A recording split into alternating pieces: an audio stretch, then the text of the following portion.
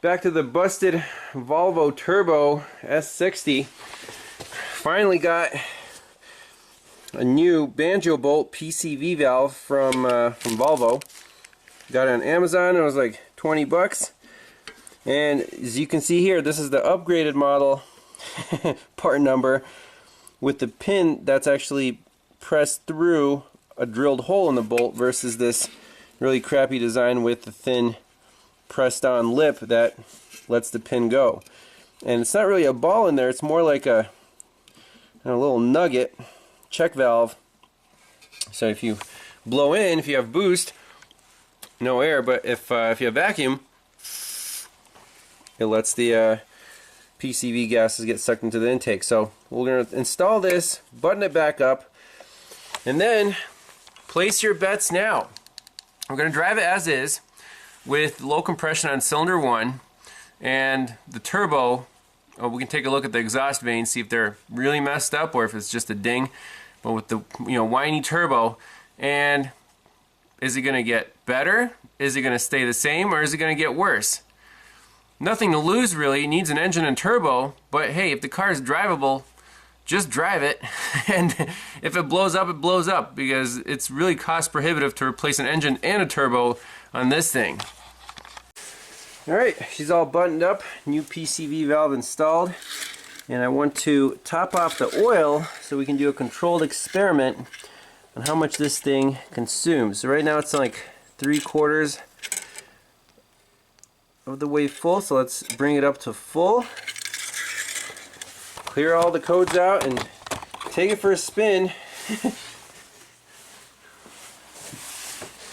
See how well it drives. I mean, nothing to lose at this point.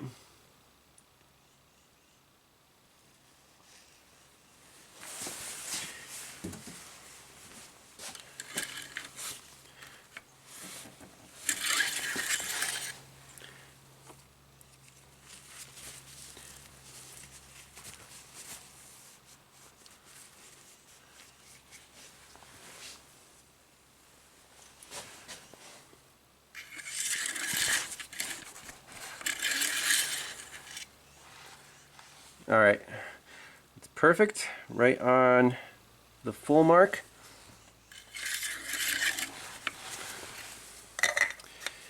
Come on, Volvo. Ah, so sad. Alright, with the boost pack on there.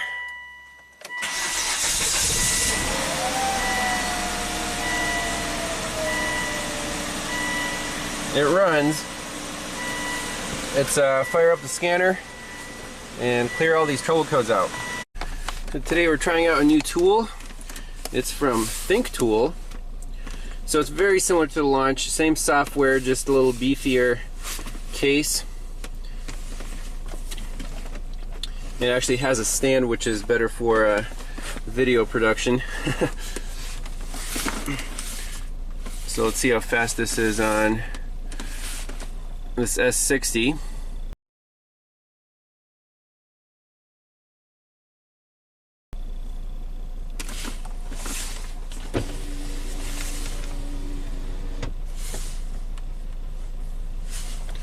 Yep, it correctly identified it. Let's just do a health report, see how fast it scans all the modules.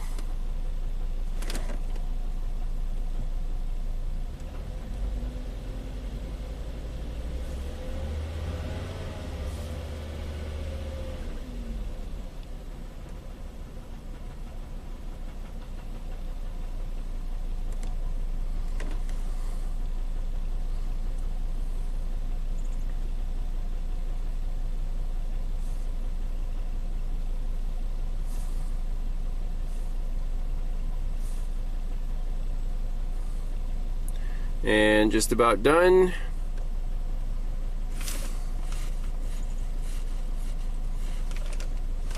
Okay.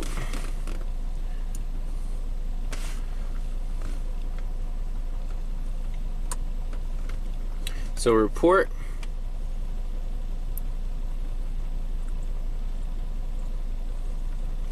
Put your business info in there, all that stuff, and when you save it, let's say, post repair, it'll actually put it in this format, which is pretty nice. Okay.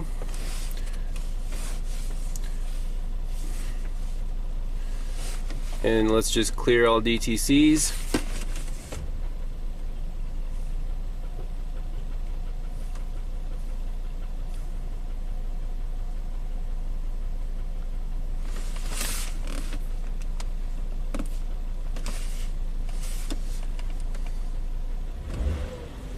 Let's take it for a spin. Alright, let's do a little 0 to 60 run. Pull out on the road here. Alright, let's go.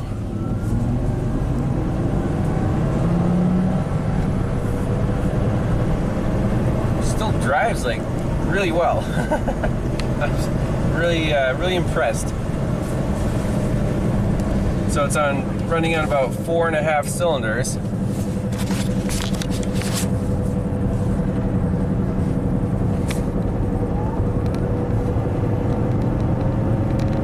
Turbo still spins, still goes, so I'd say keep driving it.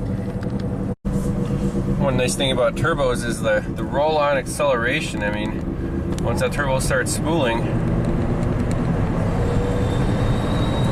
effortless. I'm actually impressed that this thing drives as nice as it does with the engine damage. Alright, that's it. Shipping the car back to the customer. I guess the diagnosis was pretty intensive in terms of you know, finding the root cause of this misfire, but not much you can do to fix it short of replacing the engine. And I mean, the turbo is making some sounds, but hey, it still makes boost, so drive it and we'll keep an eye on it. I guess I'll post a follow-up. We'll make sure that it doesn't burn too much oil, and the owner will keep me updated. But thanks a lot for watching, and watch out for your Volvo turbos. Replace those PCV valves before they grenade. See you guys next time. Bye-bye.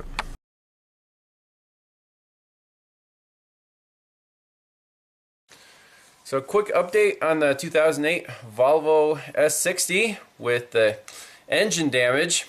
So the owner has been driving it just fine. Still shakes at idle, but he said at speed you don't feel a thing. It's still nice and powerful, and it goes. So my only concern is this thing using any engine oil, because the cylinder walls were scraped up. So it's gone 750 miles here since I topped the oil off. So checking the dipstick.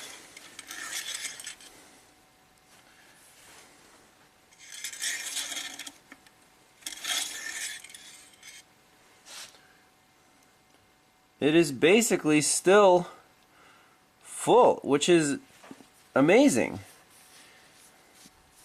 Let's check it one more time. So I think in this case, this car can just keep driving the way it is.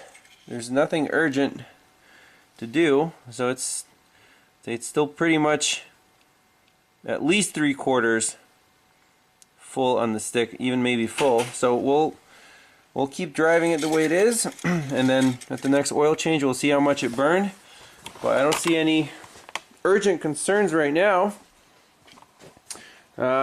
Just do a quick code scan here. Yes, it is detecting the misfire on cylinder 1. Also misfire cylinder 2, which is interesting. And then that's it. So the car is stable at the moment, and we'll just keep monitoring it. More miles. Again, it could get a little better, it might get a little worse, but so far there's been no change since the engine damage occurred. So I guess that's promising. Stay tuned for more.